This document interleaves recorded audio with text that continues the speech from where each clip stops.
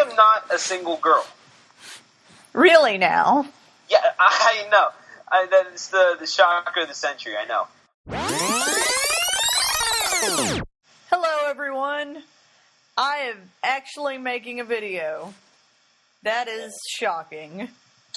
Yes, quite. Granted, it's an audio video, but it's still being made. Yeah. Stuart's here, everyone. Sorry? That's the exact response that I wanted. When I say Stuart is here, he goes, "Wait, what?" Yeah. Oh, yeah, I guess I am, aren't I? Kill me. Stuart's so funny. Anyways, we are going to actually talk about Raw, or parts of Raw. Because let's face it. The parts that mattered. In other words, like 20 minutes of. Exactly. No, because 20 minutes of it would be that last promo. I'll give you that one. Okay. So we're going to talk about maybe altogether an hour of it. Maybe. Yeah. Out of a 3-hour show, only an hour of it was relevant. Pretty much. And I was trying to be positive in 2013. Mm-hmm. Trying. Alright, first thing that happened, we had Dolph Ziggler and Cena and AJ, and who is that new guy?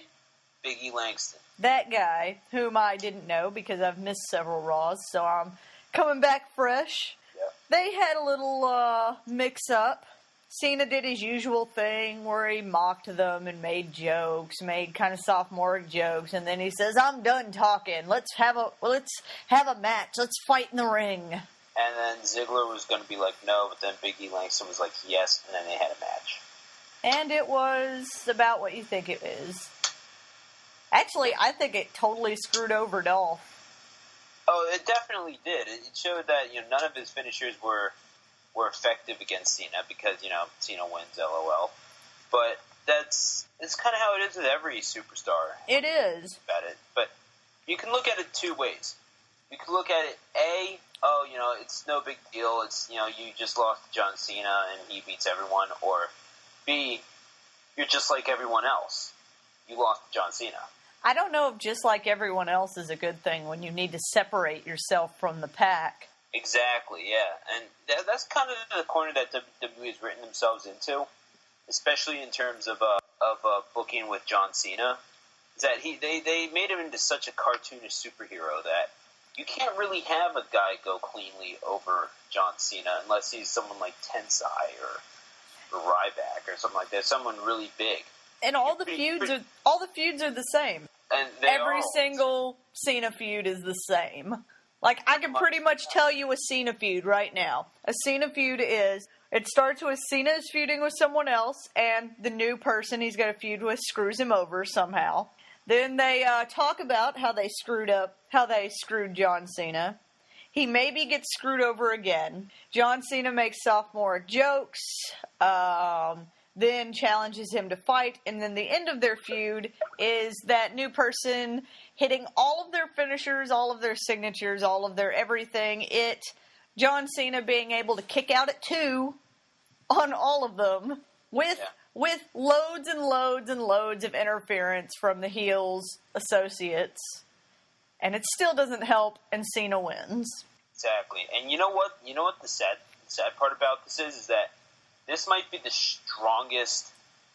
This might be the strongest that a Money in the Bank contract holder has looked in a long time. Mm-hmm. When is he going to cash in Money in the Bank? Because, man, he's been forever. Isn't he a SmackDown superstar? It's a SmackDown... Yes, he is, as indicated by the blue briefcase. He's a SmackDown Money in the Bank winner. Why is he even dealing with John Cena on Raw? Because... he literally has no association with SmackDown. Yeah, you'll see him on SmackDown every once in a while, but that's sort of the thing, is that you're not supposed to think about that. It's not like... take it for what it is, and what it is really freaking stupid, But it's not like they're trying to, like, play off that he could win the WWE title, that he could cash it in for the money for his Money in the Bank for the WWE title. It's not like they're trying to make us forget that that's only a SmackDown briefcase. Every promo he does about the briefcase, he says, "I'll be the next World Heavyweight Champion." Right. But yet he's had 0 feuds with any of the big guys on SmackDown. Yeah, you think too much. I'm sorry, I just wanted to make sense. Yeah. That's kind of an issue with WWE.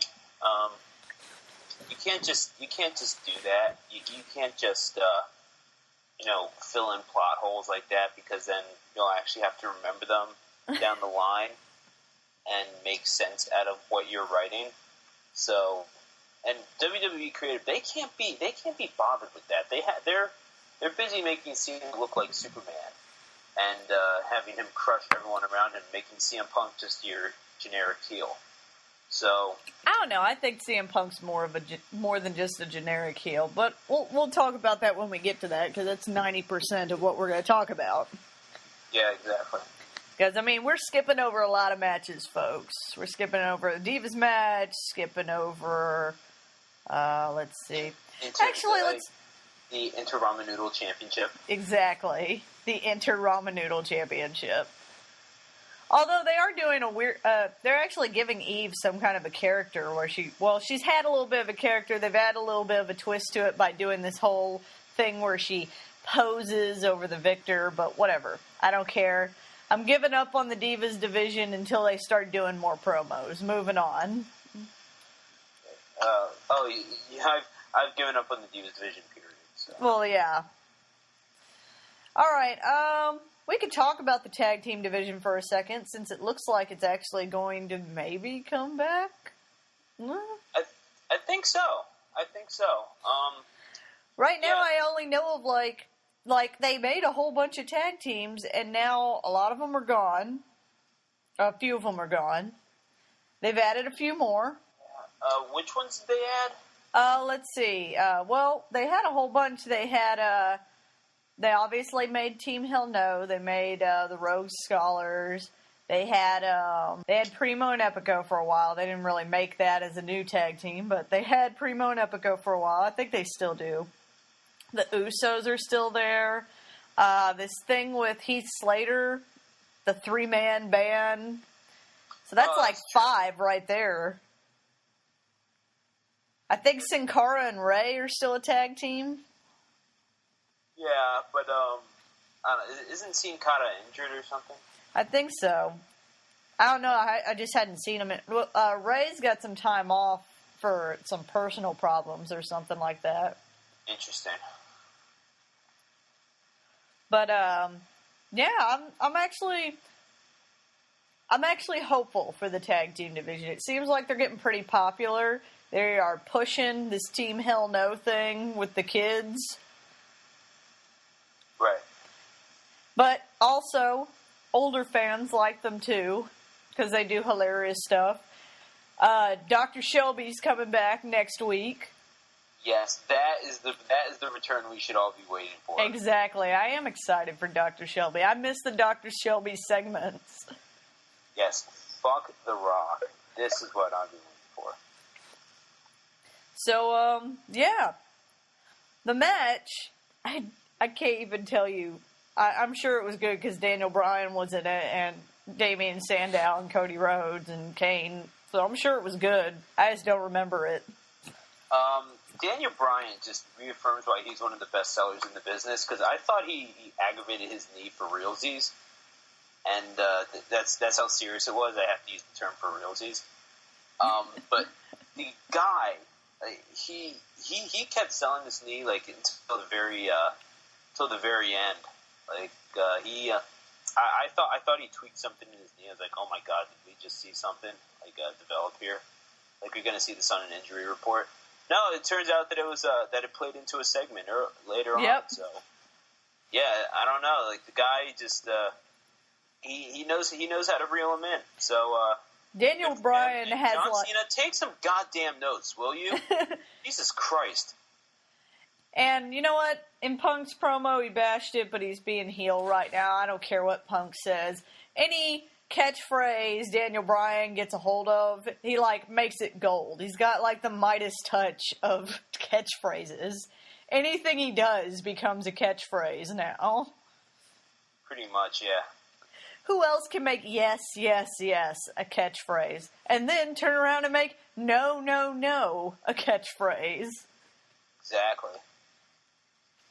And that's a very good point. So, moving on, I know we just did a long little rant there that I've now cut out, and we're going to move on to something else. So now me and Stuart are doing 2 videos. Yay. More for you. So, more for me. Let's see. More video editing for you, more listening for the rest of you. Yeah.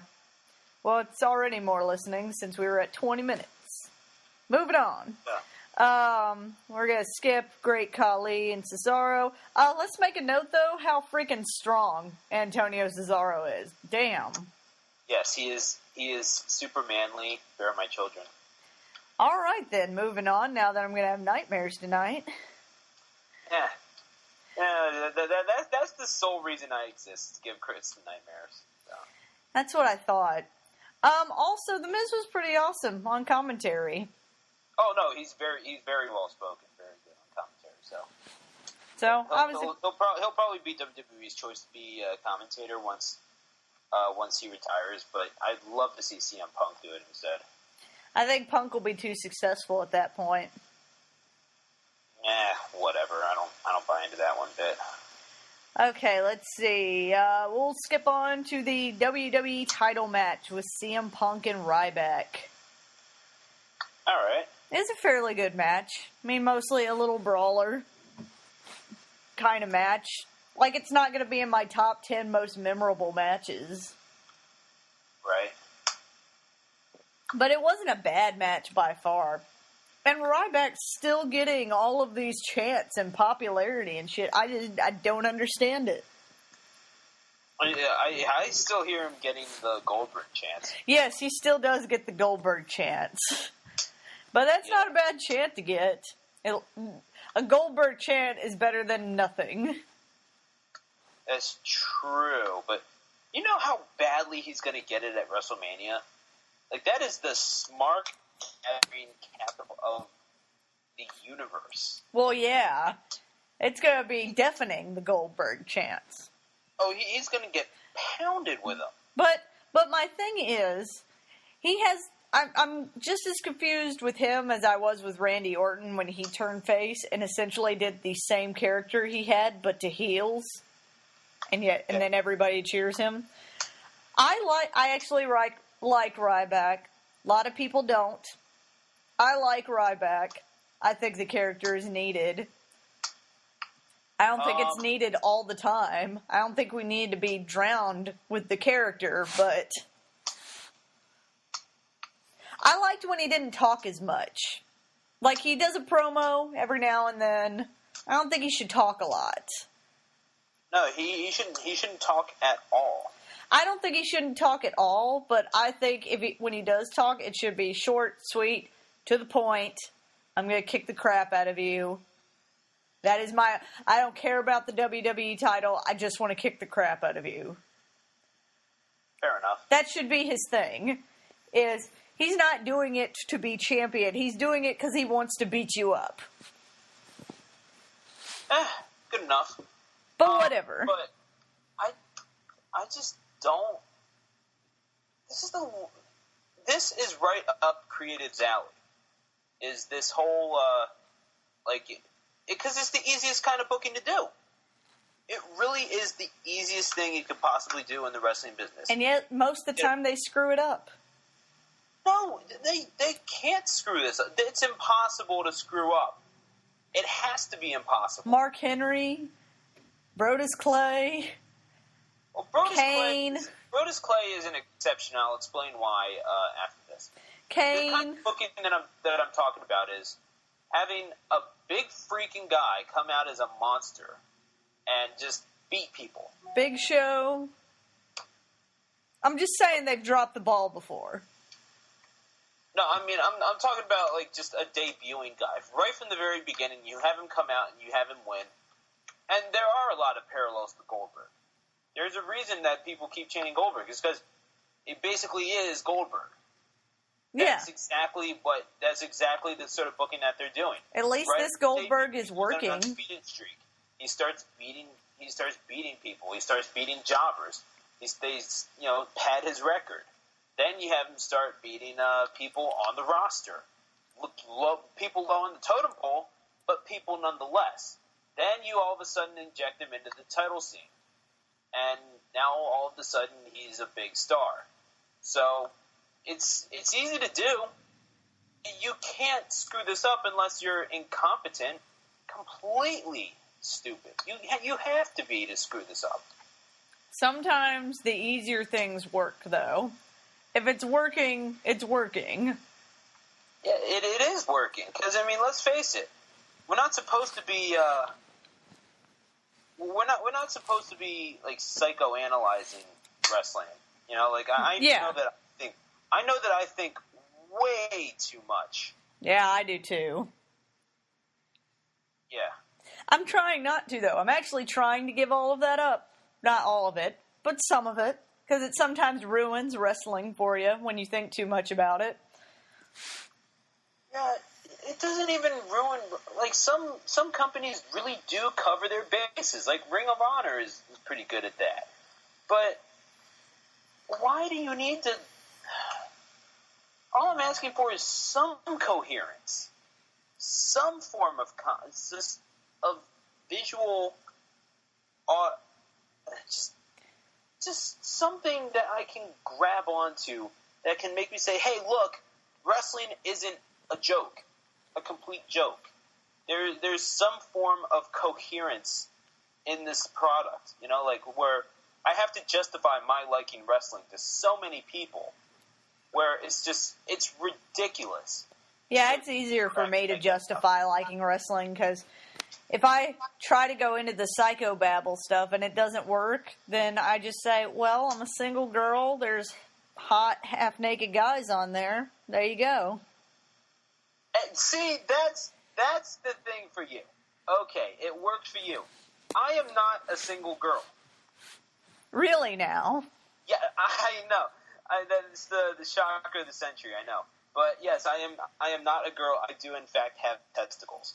But it's just, why... Oh, that is so going to be the opening clip for this video. Okay, that works. Let's get back to the match, though, or at least what happened during the match, because Shield comes out. The Shield comes out. Ruins it for Ryback again. I'm not really getting this thing with Punk and Brad Maddox and the Shield. He keeps saying that that he's not in with them, but yet they keep helping him, and they're not like doing anything else. Right. It's not like, because they talked about how they're fighting injustice, but they're only fighting injustice for CM Punk. Like, granted, we all know it's going to end up that somehow they're working together. I'm assuming that CM Punk knows nothing about it, but Paul Heyman's arranging it all. Yeah, that could be it. That could be it, but I get the feeling that they're going to have some other wrestler get involved, too. I have a feeling maybe this is going to be a way to inject Randy Orton back into the big scheme, back into the big swing of things. They're going to turn him heel, have him behind the Shield or something like that. So they can be Legacy again, essentially. Let's face it, a lot of his heel runs, he's had a stable around him. True. Evolution, Legacy. Now, why couldn't he have the Shield around him, you know? I don't know, the Shield... Better. Like, you could inject someone new into the main event. I don't know, how about Kofi Kingston? Yeah, somehow? right. I don't know. Yeah, I know they won't do it, but they could. My if thing they with really tried, which, in other words, it will not happen. My thing with the Shield and CM Punk is with the Shield and CM Punk and Paul Heyman and Brad Maddox, it has a weird feeling of La Familia to me, except without Vicky. Yeah. Like, that's what it feels like to me. Granted, I'm sticking with my thing that Paul Heyman's arranging it all behind CM Punk's back. And not that that'll turn CM Punk face. And not that he's also not being a heel and not capitalizing it, because he does, because he wins and retains his WWE title. Right. By the way, on a complete side note, I would just like to add, when did people stop having to earn their way into the Royal Rumble? Like, in the last, 2 or 3 years, it's been, all you had to do was say, oh, guess what, I'm going to be in the Royal Rumble. And I guess the first 29 guys to say, I'm in, that's it? I don't know. Is it a giant game of dibs? I don't know. I just remember when I started watching wrestling, when there were matches to earn your way into the Royal Rumble. I remember specifically... I remember Triple H specifically having to, fight, 3 guys or do a gauntlet match or something crazy to, earn a spot in the Royal Rumble. Yeah, I mean, and really, that should be all you need to fill up your show is just do the whole thing where you're qualifying for the Royal Rumble. That's all you need is people qualifying for it, and you make the guys look stronger. You're throwing them a bone. And now all of a sudden you just filled up a 3-hour show, which you're having so much trouble doing in the first place. With real matches and not Kofi Kingston versus Big Show after the real main event. No, exactly, and that's exactly my point. Why would you do that instead of just why would you do that and completely downplay the Kofi Kingston, make him look like crap? Just after giving up the Intercontinental Championship. Why would you do that anyways? Because it didn't really help Big Show.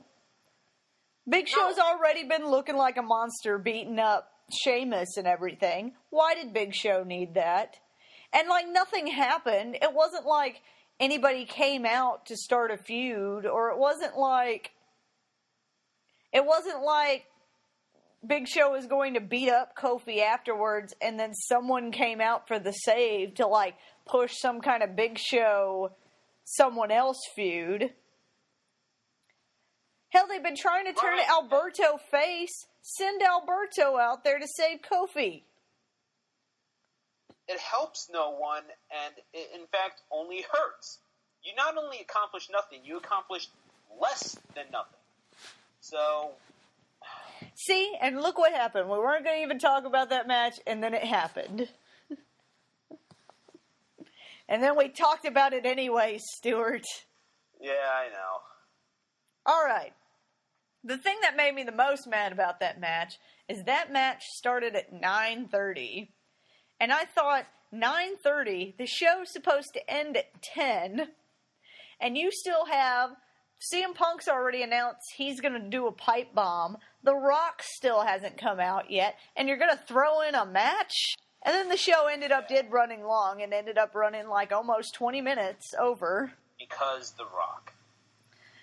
But let's go ahead and talk about this promo, because it's really the only memorable thing that happened all night. CM Punk comes out.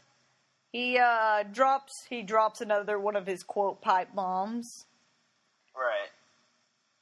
Right. Talks about how the only thing that matters is selling T-shirts, and how the only way people get over is if you guys cheer for them and do the cheap things to cheer for them.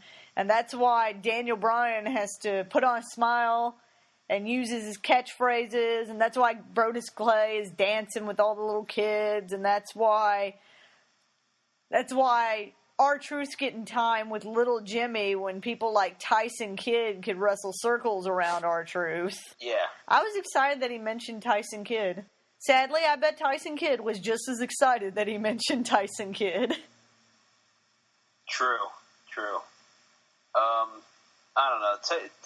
Tyson Kidd is probably just happy for the shout-out, even if nothing happens. Exactly. That's what I'm saying. Yeah. No, that's what I'm... well, you know what I meant. Yes. But it was a good promo. Oh, no, it was great. It was great. But They usually are. A lot of some of Punk's are not as great as others. Some of them are just okay. I can't say that Punk's ever done a bad promo. I could say some have gone too long. Oh no, it's definitely too long. But so he rambles on. He rambles on, talks about how his 1 year equals to 20 of like Bruno Sammartino's years and Hulk Hogan's years and shit like that, and make himself look awesome. The Rock obviously comes out to interrupt him. The Rock is getting boring. There, Yeah, I said it. anybody. I said it. See, now I'm gonna get all sorts of hate. No, I mean, I think you're right, to be honest with you. I just can't, I don't know. His promos are literally the exact same promo. Comes out, makes fun of whoever he's doing a promo against, does his catchphrases. Can you smell what the Rock? No, he didn't do that. He did the finally, the Rock has come back too. He did that. He did the, I'm gonna stick my size 15 boot up your ass.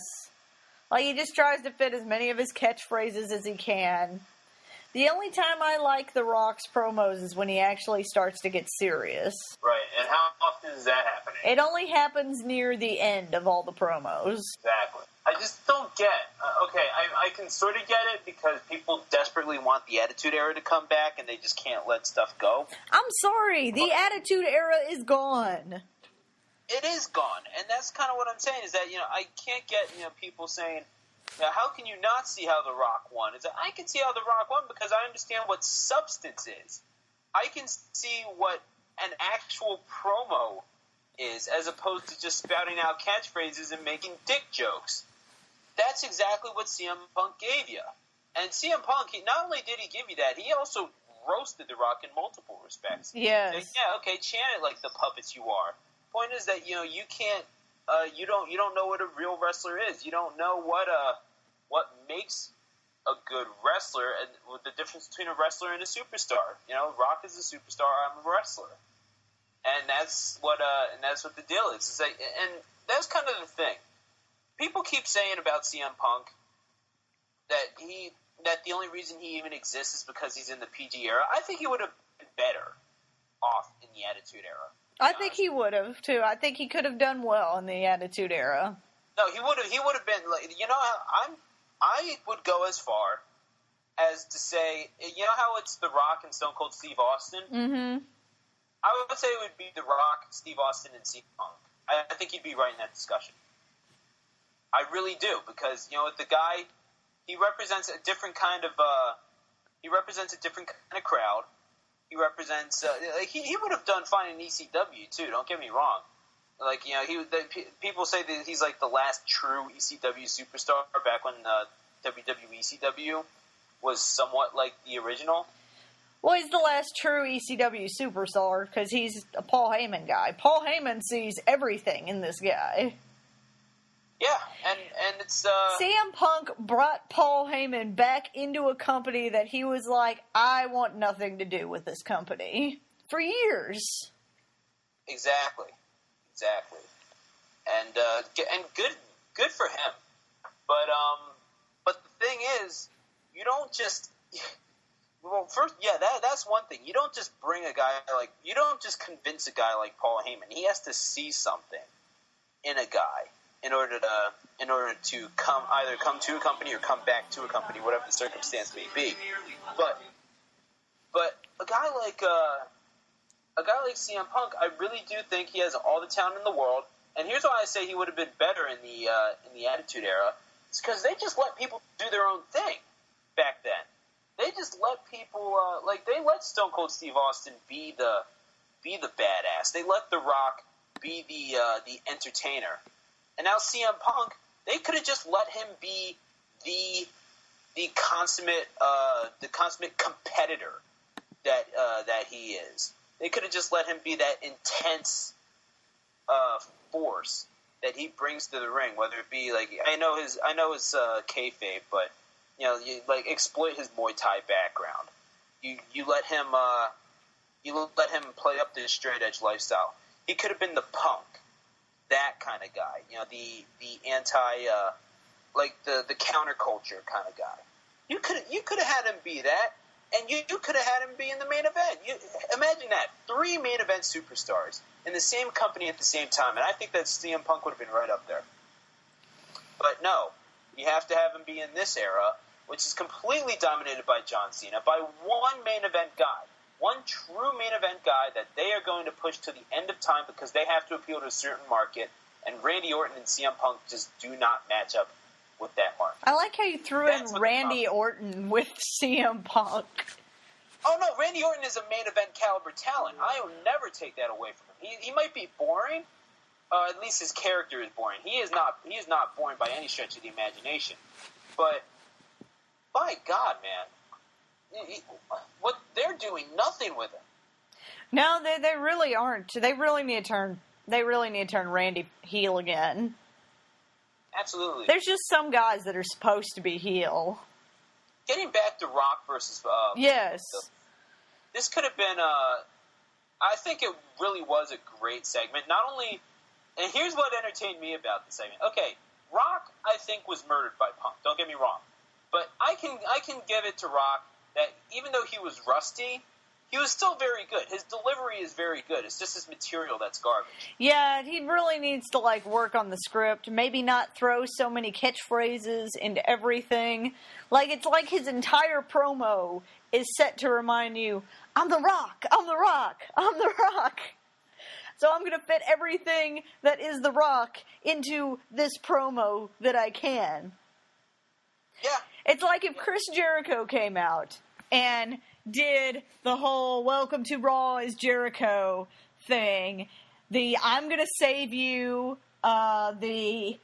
if we then cut to commercial break and he came back doing the how many holds he knows, if he tried to fit everything that was Chris Jericho into every promo that he did. Right. No, I don't quite get it myself, but other people, they really miss that kind of promo. I really don't. I think it was nostalgic the first time. I would even say it's nostalgic the first 1 or 2 times. If he's gone for a while, if he does a segment, if he does a set with somebody for a little while, and then he leaves again for a while, and then he comes back and he does that again.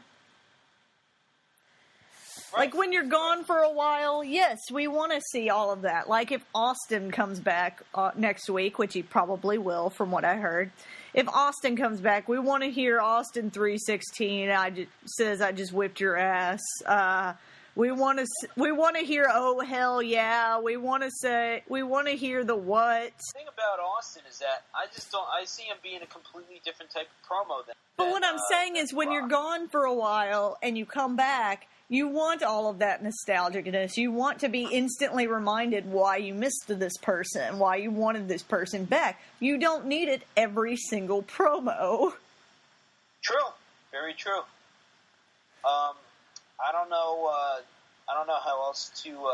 The Rock is essentially the guy that constantly reminds you that he has a Beamer. Did I mention that I have a Beamer? Oh my God! Oh yeah, I think we all have that one friend, but that's a little harsh. But it's not.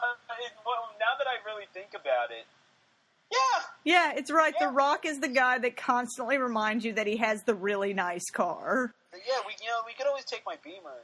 Yes, he's that guy, and no one likes that guy, Rock. No one likes that guy. Well. Here's the thing, though. You like the Beamer, but you don't like that guy. That's true. Yeah, but that's kind of the thing. Everyone is saying that The Rock is winning that promo. There are a few people saying that Punk won. But let's just be clear here. There is one clear winner of this promo, and that's the fans. The fans got to see a great promo between 2 great. Guys on the mic. Those are the real winners. Fans. I think that's how we're going to wrap this up because we're now 43 minutes in. Okay. And granted, I do have to cut that middle section out, but we'll see how long this ends up being. I'm going to make, this is obviously going to be 2 videos. I'm going to be making another video, 2 other videos sometime this week or weekend. Okay.